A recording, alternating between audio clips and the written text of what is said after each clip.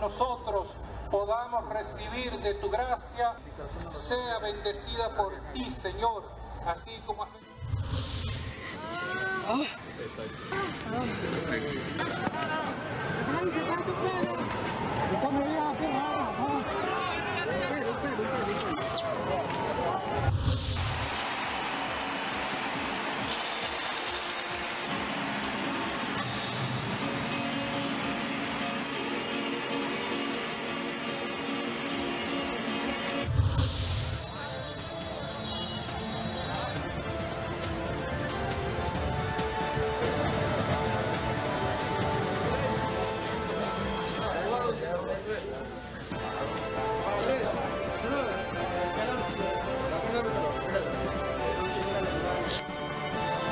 Buenas noches, bienvenidos a TV Perú Mundo. Los saluda Josefina Townsend, nos acompaña Francisco de la UNE. Francisco, ¿cómo estás? Vamos ahora a Venezuela. Estos son los momentos, veamos el video, en que miembros de la Guardia Nacional Bolivariana de Venezuela disparan a quemarropa contra opositores en una manifestación en Caracas. En un primer instante se ve cómo los militares golpean varias veces al hombre que resbala y trata de huir cuando uno de los uniformados le dispara por la espalda. Este hecho ocurrió en el puente Las Mercedes, que cruza la autopista Francisco Fajardo, principal arteria de Caracas.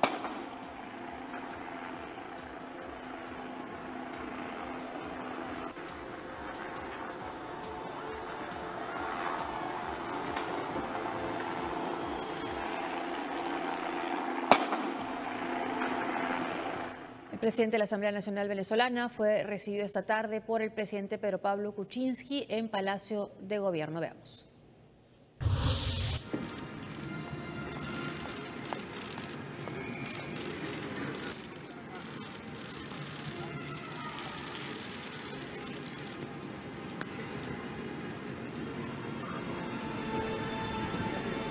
Hemos culminado una reunión sobre el tema de la crisis que ustedes conocen que está viviendo mi país.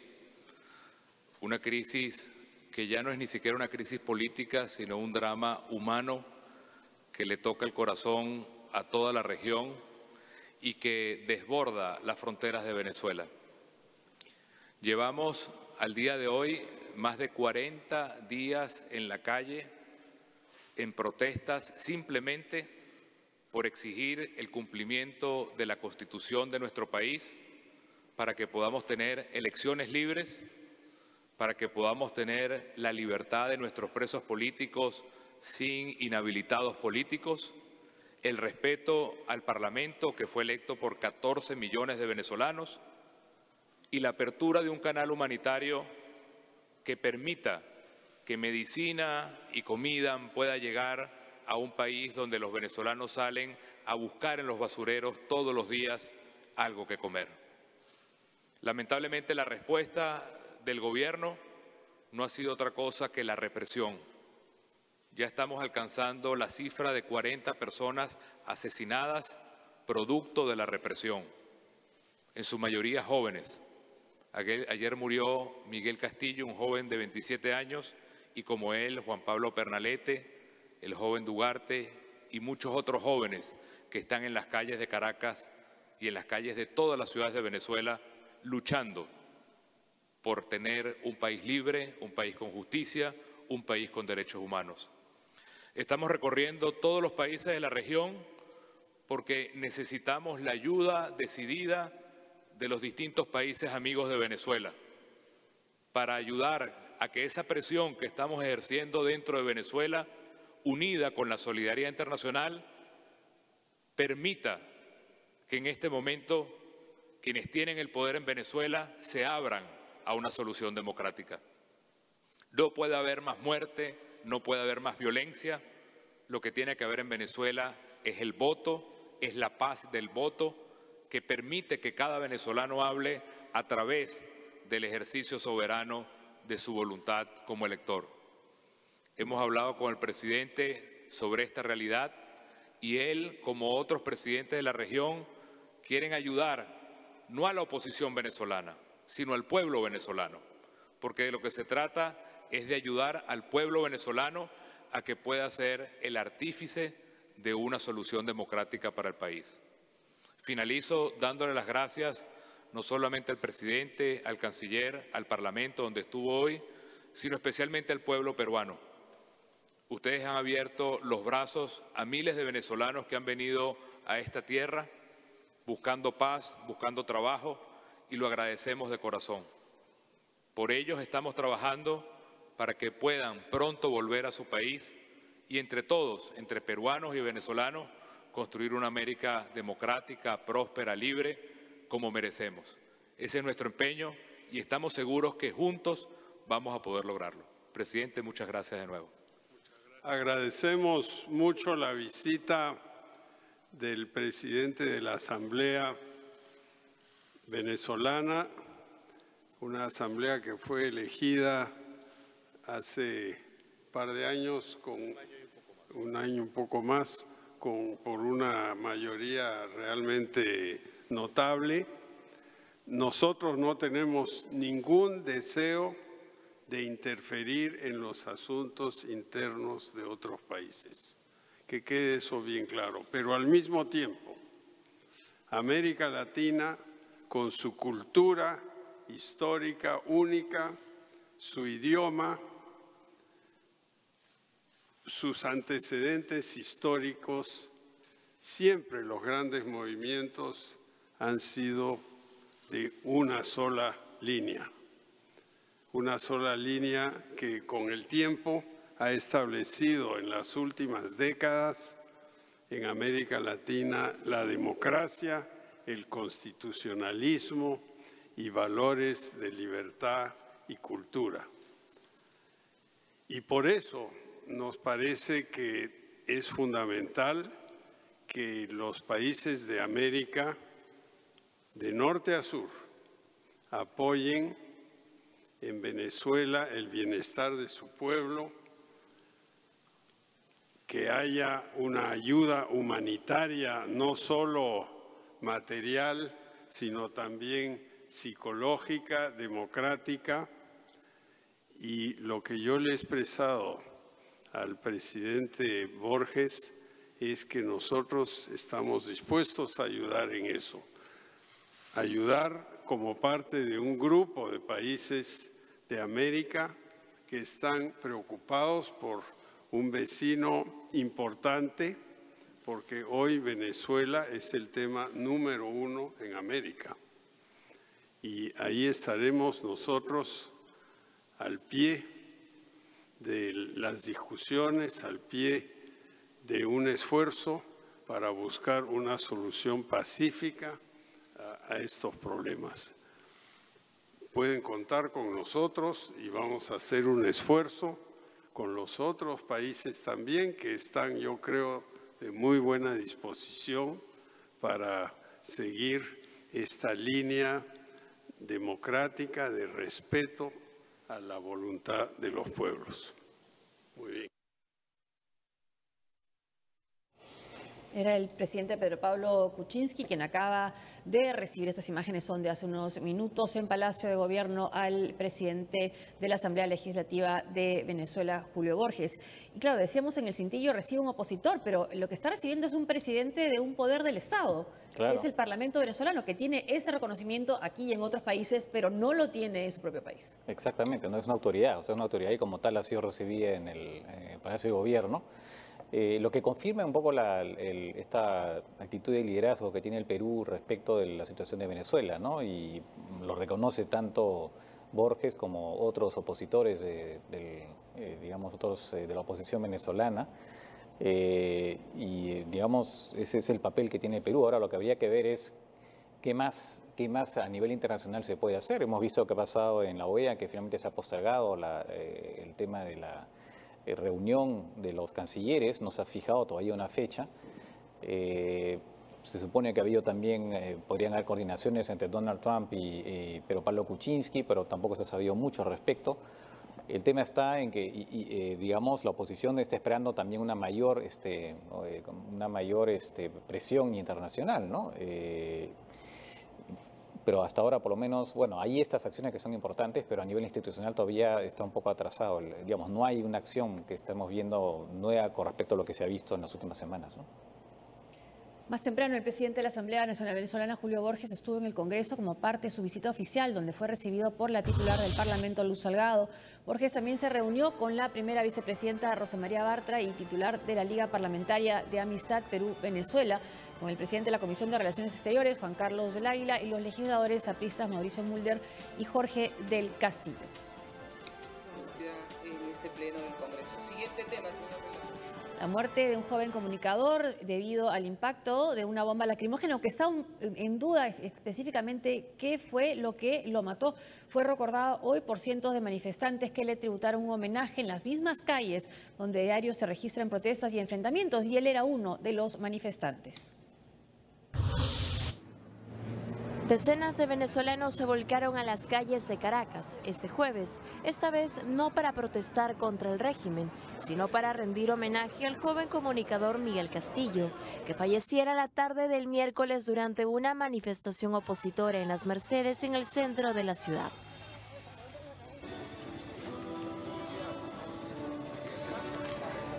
Acompañando el cortejo fúnebre iban familiares y amigos de Miguel. La caravana partió de un colegio en Las Mercedes hasta la Universidad Santa María, donde estudió el joven de 27 años, donde además se cantó el himno nacional y se realizó una misa en su honor. Aún con los ojos llorosos, Carmen Bracho, madre de la víctima, reprochó la actitud de las autoridades venezolanas para reprimir las protestas. Miguel lo único que quería era un país libre, donde él pudiera ejercer su profesión de comunicador social. Él lo único que quería era eso. Por pensar diferente lo matan. No, no puede ser. Lo único que pido es justicia.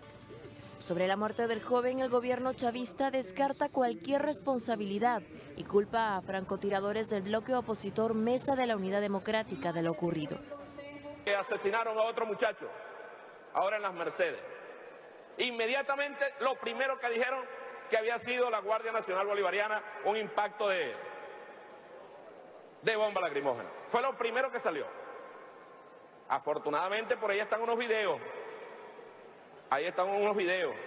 Fue asesinado, todo indica que es nuevamente asesinado por ellos mismos.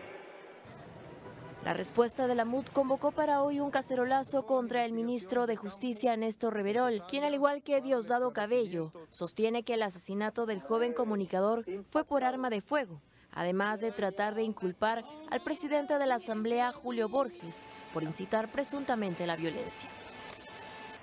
Desde hace más de un mes, Venezuela registra una ola continua de protestas que han dejado un saldo de 39 muertos y centenares de heridos.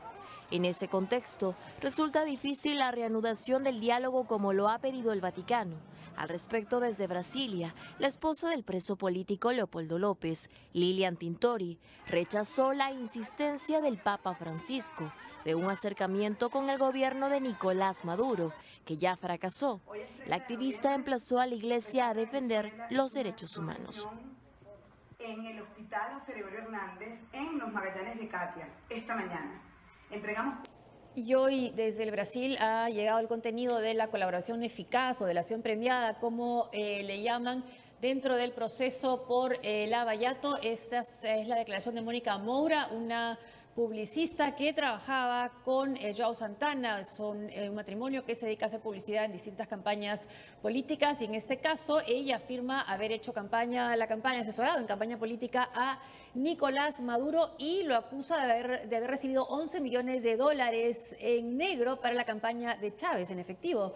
Además del actual mandatario venezolano, la pareja de publicistas brasileños formada por Mónica Moura y João Santana acusan también al expresidente de Panamá, Ricardo Martinelli, de abonar $500.000 de servicios prestados para la campaña de reelección de 2012 de Hugo Chávez, del que entonces era su hombre de confianza y canciller a la famosa pareja de publicistas. Además da los detalles Mónica Moura y dice incluso que esta plata se le entregaba en Cancillería directamente y en efectivo. Bueno, es parte de una, delación premiada de esta pareja de publicistas. Bueno, es que la corrupción de Odebrecht en Venezuela también está dentro del documento que firmó esta compañía con el Departamento de Justicia estadounidense, ¿no? Y Venezuela era uno de los países que también había recibido más dinero por coimas. Y en este caso es un solo partido el que ha recibido durante todos esos años, ¿no? Claro que sí. Y bueno, es interesante que ahora ya comienzan a salir informaciones, además de lo que se dijo en Estados Unidos, y ahora en función de la elección premiada también comienzan a aparecer informaciones en Brasil, ¿no? Y se confirma las sospechas, ¿no? Respecto a la corrupción que también hubo en Venezuela, ¿no? En una audiencia en el Comité de Inteligencia del Senado de Estados Unidos sobre las amenazas globales, el director de la CIA, Mike Pompeo, advirtió sobre el riesgo de que las milicias armadas en Venezuela actúen fuera de control y alertó del peligro que esto supone no solo para el país, sino para la región. Senador, es una auténtica amenaza que la situación en Venezuela se siga deteriorando como venimos viendo. Maduro está cada vez más desesperado. Con el paso del tiempo también sube el riesgo de que estos colectivos actúen sin que Maduro los controle. En un entorno clasificado compartiré con gusto un poco más de detalles de lo que sabemos. No hemos visto grandes transferencias de armas, no tenemos pruebas de que eso haya pasado hasta ahora. Pero ese arsenal existe, no solo dentro del régimen de Maduro, sino en otros lados también. Hay gran cantidad de armas circulando en Venezuela. Y este es un riesgo creíble y grave, y en definitiva, una amenaza para Sudamérica y Centroamérica, no solo para Venezuela. Bueno, y hace un momento hablábamos de lo que puede hacer la presión internacional en el caso de Venezuela. El diario El Nuevo Herald informa que la justicia de Estados Unidos acusa al ministro del Interior, Néstor Reverol, quien acabamos de ver hace un rato en una nota de Venezuela, de proteger al narcotráfico.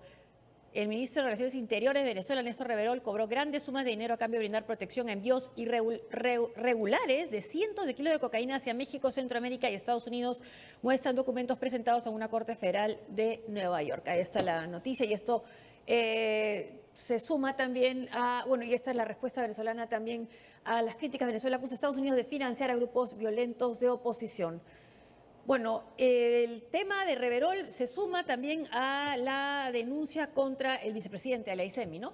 De ser un capo del narcotráfico. Exactamente, digamos, eso aumentan las imputaciones que se hacen en términos por acusaciones de narcotráfico, y el propio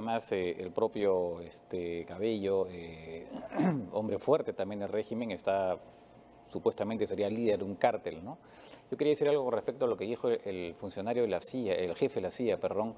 Y eso coincide con informes que han salido últimamente en la prensa sobre cómo la Guardia Nacional Bolivariana, las fuerzas policiales en general venezolanas están teniendo muchos problemas de reclutamiento, digamos, están con problema de cansancio, problemas de deserciones, y eso hace que cada vez más exista la posibilidad de que se utilicen efectivamente, para empezar, soldados, ¿no? Pero también civiles, ¿no? Civiles, como que efectivamente se están viendo estos famosos colectivos, pero más gente incluso para suplir a las fuerzas que cada vez más, como las manifestaciones son cada vez más a nivel nacional, ya simplemente no se dan abasto, ¿no? Y entonces eso coincide con lo que está diciendo el jefe de la CIA, ¿no? Caterina Charceluti es el nombre de la venezolana que ha sido bautizada en las redes sociales como la Mujer Maravilla o Wonder Woman debido a su actitud combativa en las protestas contra el gobierno de Nicolás Maduro. Su historia se hizo conocida luego que un fotógrafo de la agencia France Press la reconoció entre la multitud equipada con un casco y lanzando piedras a la policía. Como profesora de gimnasia, Caterina se considera una mujer luchadora, por lo que trata de proyectar su fuerza mental a otros jóvenes. Eso es lo que quiero irradiar, fuerza, que no te desmayes, que sigas luchando, que no te puedes parar, no te puedes parar. Si tú quieres un objetivo en la vida, tienes que darle, con todo, con la pasión, con las ganas, con la fuerza, con el valor. Hay que seguir motivando a los adolescentes, a los chamos que son los que llevan la batuta, a que salgan más y cada vez van a ir saliendo más gente, nos van a apoyar mucho más. Eso es lo que queremos. ¿Entiendes? Que cada quien se vaya involucrando cada vez más.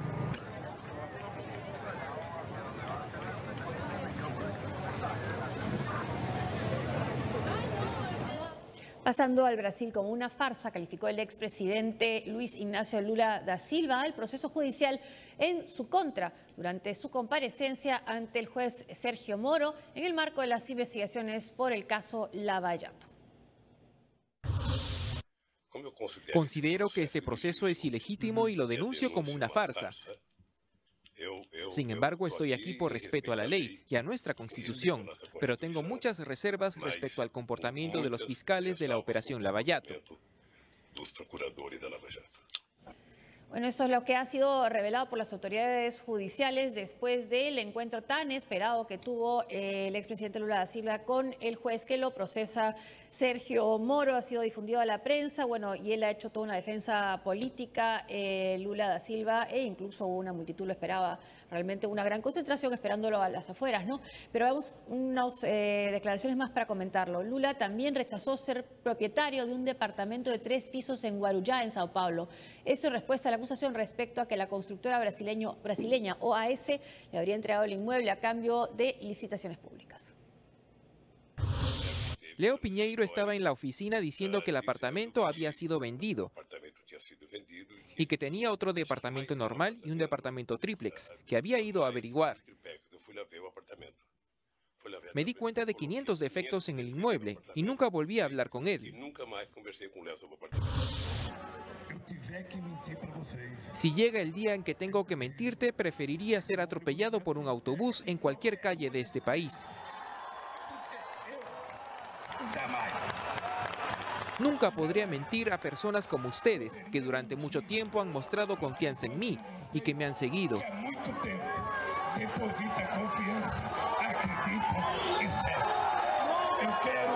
Quiero decirles que estoy vivo y me preparo para ser su candidato a la presidencia de este país.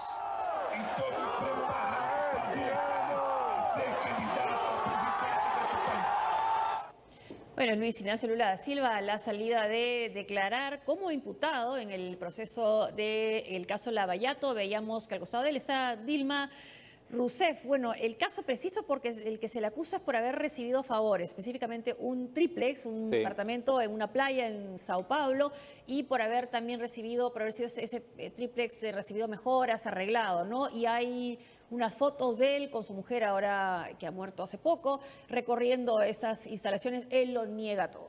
Claro, esas son acusaciones que salieron ya creo que un año más o menos, ¿no? Las fotos estas famosas salieron hace ya un buen tiempo y bueno, ahora viene el momento claro, llegó el momento de declarar ante el juez Moro.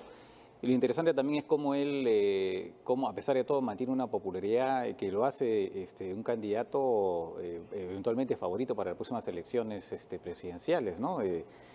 No sé cómo interpretar eso, no sé si es una versión brasileña del roba pero hace obra. Mantiene pues un contingente de partidarios que todavía son importantes, ¿no?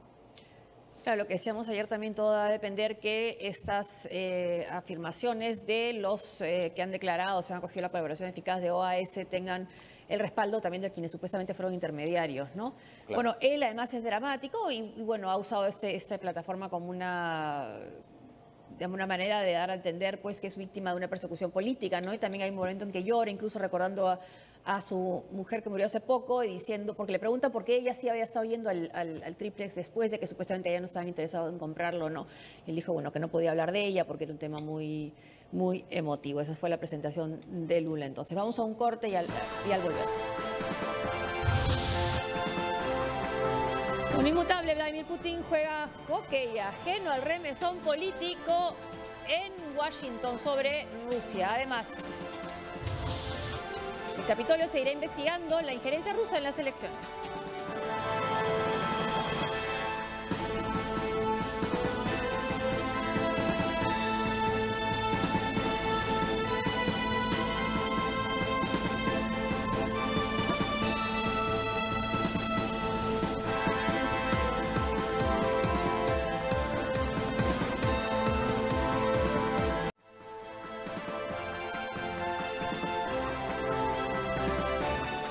Tras el despido del director del FBI, el Comité de Inteligencia del Senado está decidido a seguir investigando la injerencia rusa y ha citado a declarar a puerta cerrada a James Comey el próximo martes. En tanto, el propio FBI ha dicho una versión totalmente distinta a la Casa Blanca al reafirmar su apoyo a la gestión cumplida por Comey.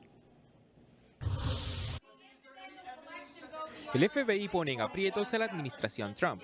Andrew McCabe, jefe interino de la agencia policial, compareció ante el Senado en Washington y reveló que James Comey sí contaba con el respaldo de la institución para las investigaciones sobre la presunta injerencia rusa en las últimas elecciones de noviembre, en clara discrepancia con el discurso oficial. Hemos oído que el exdirector Comey había perdido la confianza de los empleados del FBI. Usted ha estado allí durante 21 años. ¿En su opinión es exacto que la base ya no soportaba a Comey?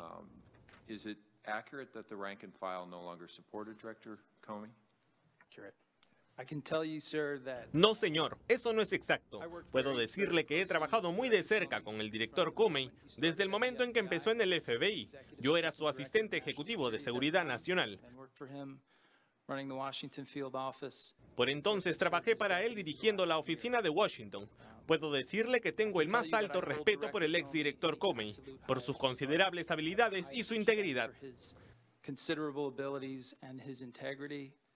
Asimismo, aseguró que cuenta con los recursos suficientes para proseguir con las indagaciones. De igual manera, el Comité de Inteligencia de la Cámara Alta confirmó que continuará con las pesquisas mediante una cita a James Comey en una audiencia reservada. Independientemente de lo que suceda por el Departamento de Justicia o en el FBI, la investigación que lleva a cabo el Comité de Inteligencia del Senado continuará en su curso actual. De otro lado, la agencia estatal rusa TASS difundió fotografías del encuentro celebrado entre el presidente Donald Trump, el ministro de Relaciones Exteriores de Rusia, Sergei Lavrov, y el embajador de Moscú en Washington, Sergei Kislyak. A pesar que había un fotógrafo oficial de la Casa Blanca, el gobierno no hizo pública la reunión. La prensa estadounidense sospecha que habría una coincidencia con la llegada de Lavrov tras el despido de James Comey. Bueno, eso sí que ha llamado la atención, ¿no? Este encuentro con Lavrov, además en el peor momento quizás. El peor momento, sí. Justo cuando se le está acusando de probablemente querer encubrir, ¿no?, vínculos de su campaña con Rusia, recibe al canciller ruso y recibe además al embajador ruso en Washington, que también es parte de toda esta polémica porque uno de los asesores que tuvo que ser despedido por Trump lo fue porque conversó con este embajador sobre el tema de las sanciones a Rusia. Entonces es un personaje que no necesariamente puede ser la mejor imagen verlo junto con Donald Trump, y además la prensa estadounidense no pudo entrar a este encuentro en la oficina oval, y la prensa, un fotógrafo que dijeron que era de Lavrov sí entró y resultó que era de agencia oficial, TASS, bueno, estatal, y difundieron estas imágenes. Entonces el público se ha enterado, estadounidense se ha enterado y ha visto estas fotos a raíz o a través de el fotógrafo ruso. Ahora, es curioso cómo el mal manejo que tiene Donald Trump, efectivamente. Pero esto ya supera. Esto ya es desastroso, el timing es realmente increíble, ¿no? Después también está el tema de cómo está manejando, tratando de, digamos, de alguna manera de hacer control de daños respecto del despido de Comey. Entonces ahora se anuncia eventualmente que van a nombrar a un fiscal independiente para seguir con la investigación sobre los lazos rusos, pero evidentemente no hay confianza porque el secretario del Departamento de Justicia, el secretario de Justicia, Sessions, no tiene ninguna credibilidad. No podría ser él ni tampoco quien es el número 2, que es Rosenstein, ¿no? Entonces es impresionante.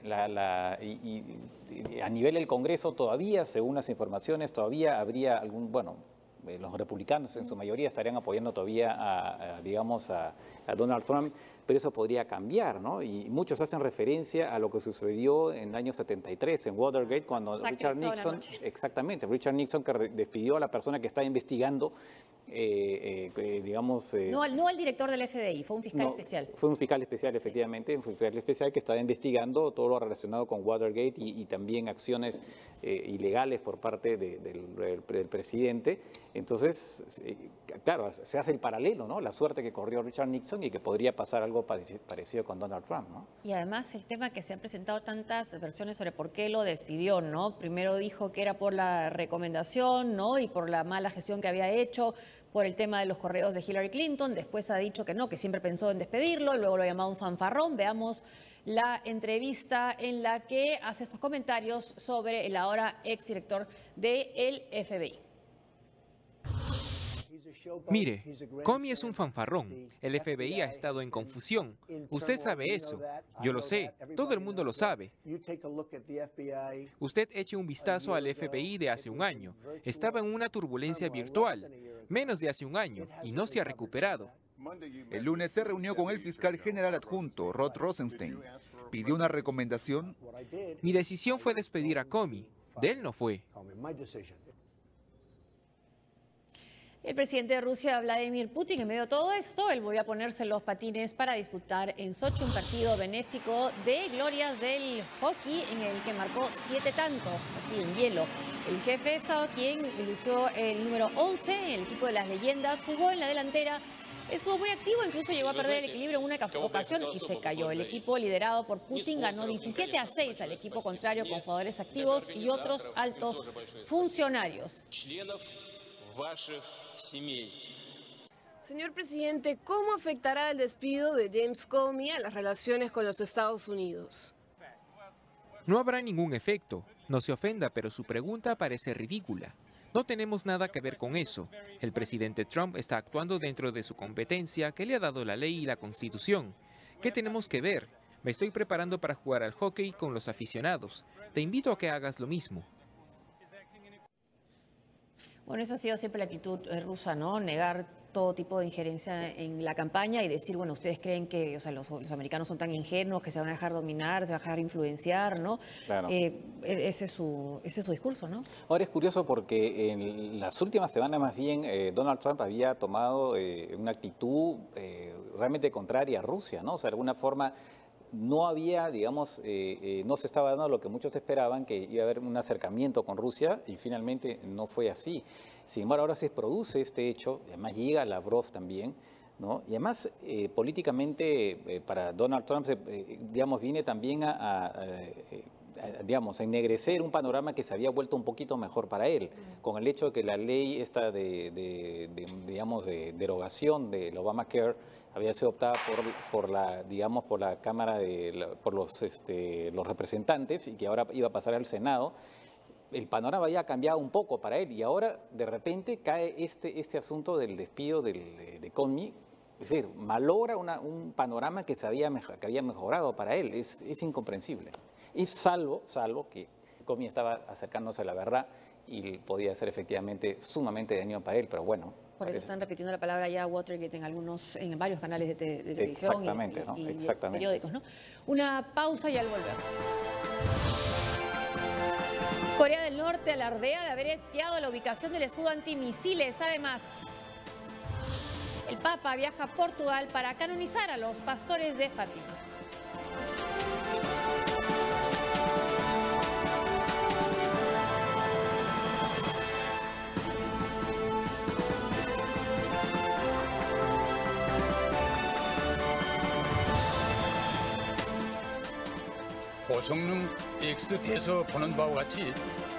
Corea del Norte difundió este jueves 2 imágenes que mostrarían la supuesta ubicación satelital del sistema THAAD, el escudo antimisiles que Estados Unidos envió a Corea del Sur el mes pasado de la amenaza del régimen norcoreano. Estas imágenes indican que el sistema de defensa THAAD estaría despegado de un campo de golf en el condado de Seongju, en la parte central de Corea.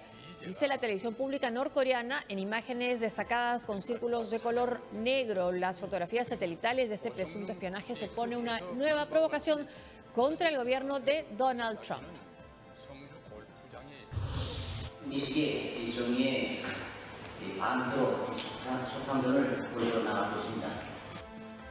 Corea del Norte arremetió nuevamente contra Estados Unidos y Corea del Sur en una rueda de prensa en Pyongyang. El viceministro de Exteriores norcoreano, Han Song-ryol, denunció que sospechosos terroristas habrían conspirado para matar al líder norcoreano, Kim Jong-un, con una sustancia bioquímica. La Fiscalía Central pedirá la entrega de esos criminales y los procesará bajo leyes pertinentes, recalcó Song-ryol. Estos sucesos se exponen después de que el Ministerio de Seguridad de Corea del Norte afirmó que la CIA y los servicios de inteligencia de Seúl se habrían confabulado para atacar a Kim Jong-un en la celebración de ceremonias públicas. A la fecha son 4 ciudadanos de Estados Unidos que están detenidos en el país, acusados de querer atentar contra el régimen.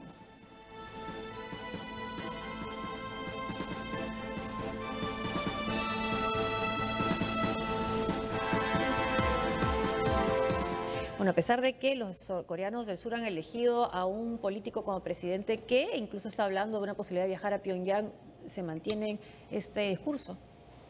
Sí, bueno, lo que pasa es que Corea del Norte tiene su propia, digamos, su propia lógica, si se quiere, ¿no? Vamos a ver cuál es el resultado de las acciones que vaya a tomar Moon Jae-in, ¿no? El nuevo presidente, que en principio debe asumir recién en 2 meses, ¿no? Y después también habrá que ver también cómo se van a manejar las relaciones entre Corea del Sur y Estados Unidos, porque este presidente, el nuevo presidente, incluso ha dicho que va a revisar la decisión de haber instalado este sistema antimisil, aunque dijo que obviamente lo van a consultar con Estados Unidos. Pero ahí sí puede haber un poco de fricción en las relaciones entre Estados Unidos y Corea del Sur, ¿no?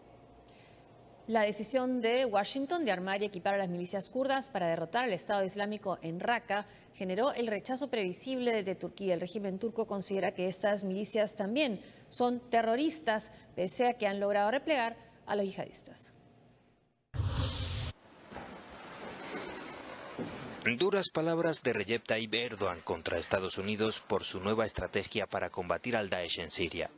El presidente turco considera que armar a las milicias kurdas de Siria es un grave error que debería rectificar de inmediato. Ankara, que tacha de terroristas a estas fuerzas, teme que las armas acaben en manos del PKK.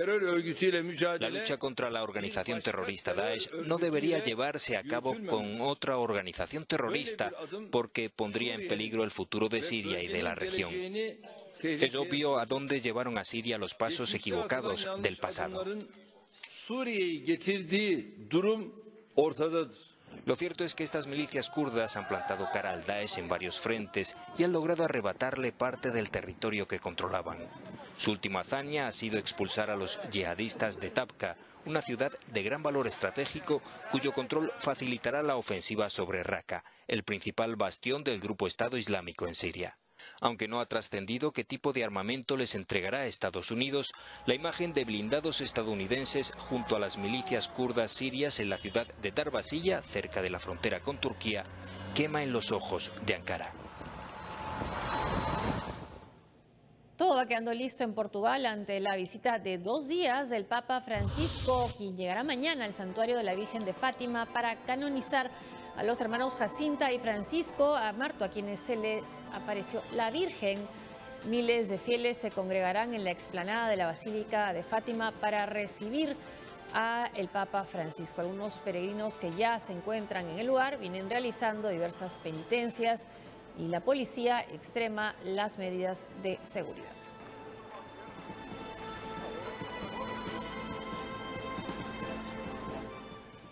Cientos de mujeres marcharon en Ciudad de México para exigir a las autoridades que encuentren a sus hijos desaparecidos, coincidiendo con la celebración del Día de las Madres.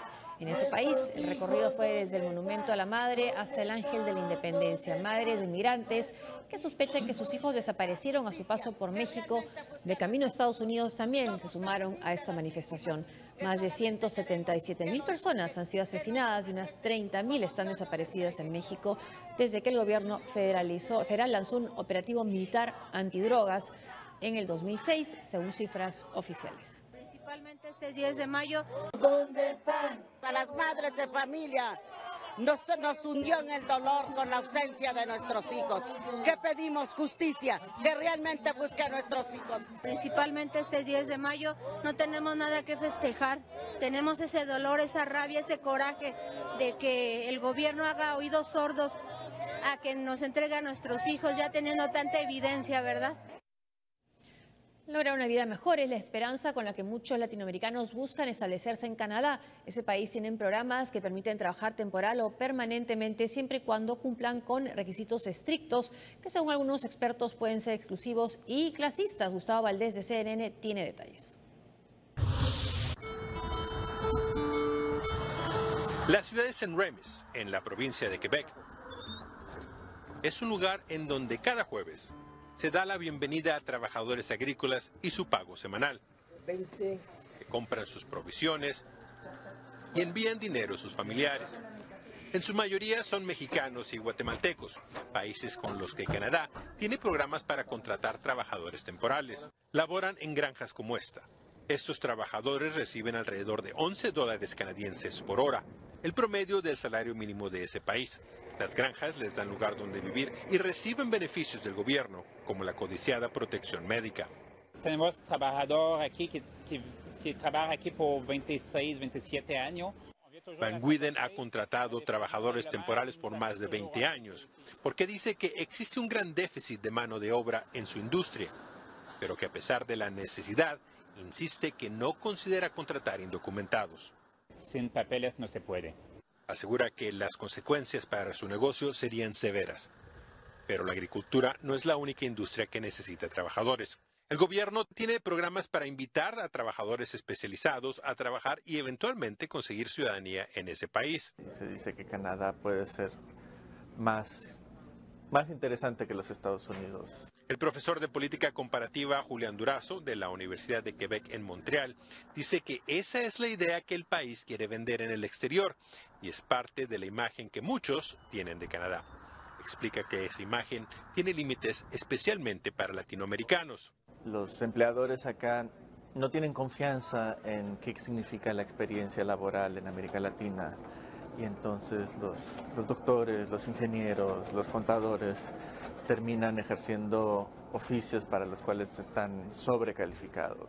La consultora de inmigración Vilma Filici explica que existe un sistema de puntos basados primeramente en el nivel de inglés o francés que habla el candidato, nivel de educación e incluso nivel económico, además de discriminar por cuestiones de edad. La preferencia se le da a las personas que estén entre los 18 y los 35 años. Según cifras oficiales, el año pasado más de 22,000 extranjeros fueron contratados en Canadá. De esos, solo 580 provienen de países latinoamericanos. A mí la inmigración no es algo que yo buscara, fue algo que me pasó.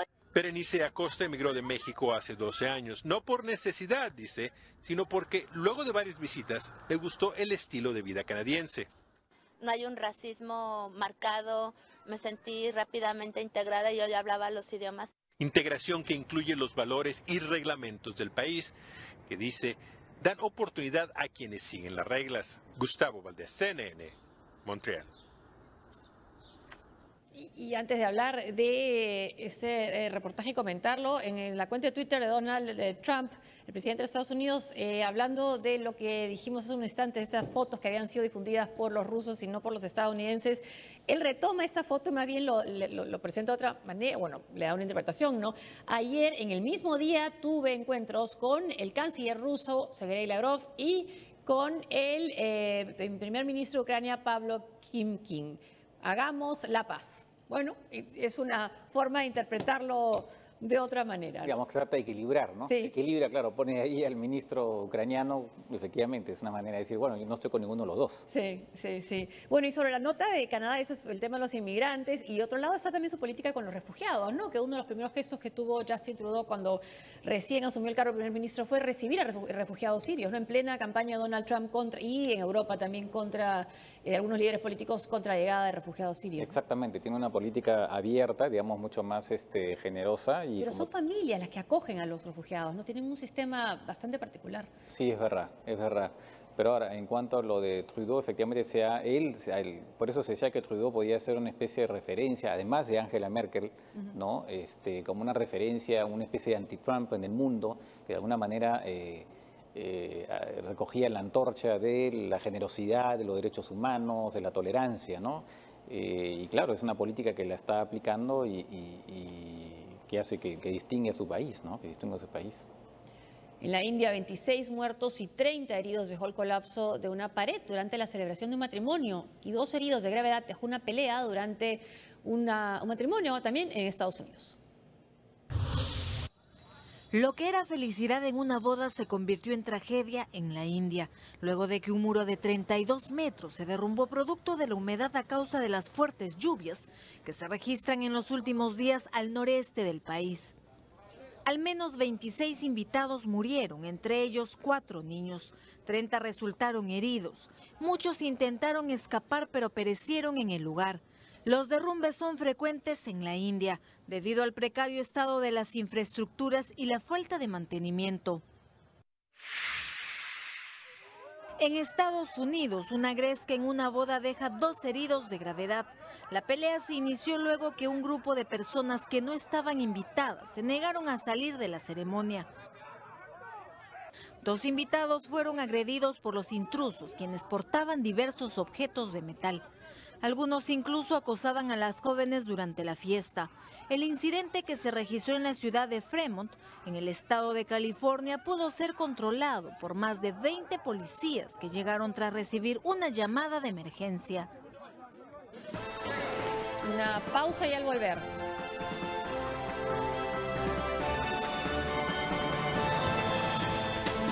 Farmacias chilenas son las primeras de Latinoamérica en vender medicamentos en base a marihuana.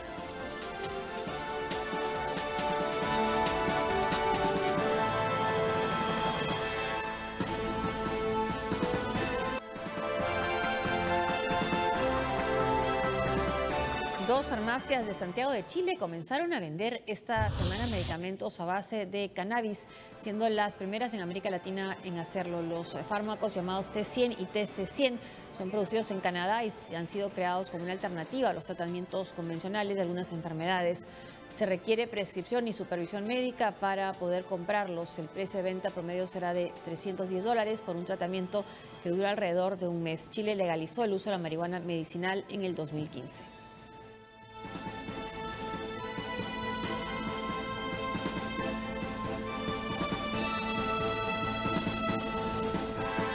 Una medicina que se hace con, es otro de los ingredientes y el elemento activo que tiene de la marihuana llamada, veamos, recreacional. Veamos cuál es el estado de las leyes en nuestra región sobre la marihuana. En Colombia, en esta región, el uso de marihuana con fines terapéuticos y paliativos está permitido.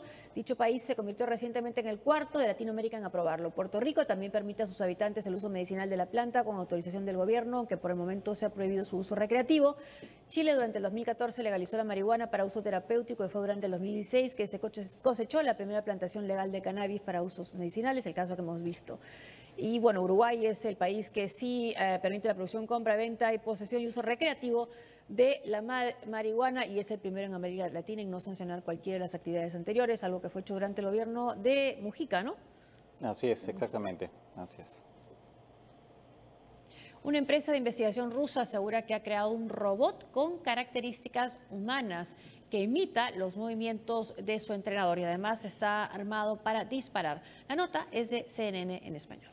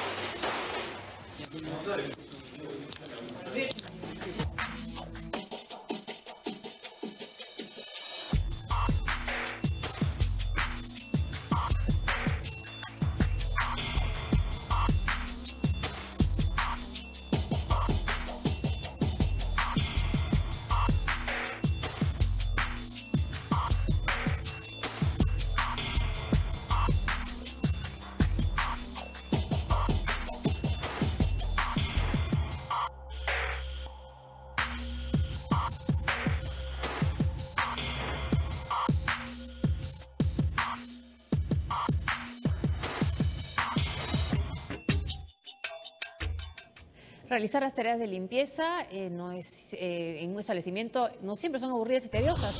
Así lo demostró este video grabado en la China, donde se observa a un mozo limpiando las mesas de un restaurante en un tiempo récord de 5 segundos. Cada vez que termina de limpiar una mesa, gira un paño de cocina en el aire y luego cae en su mano.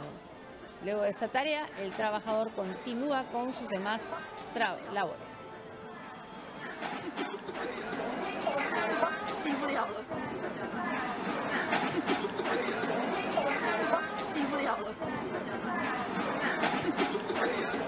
Y hasta aquí el programa. Gracias por acompañarnos. Gracias, Francisco. Hasta mañana.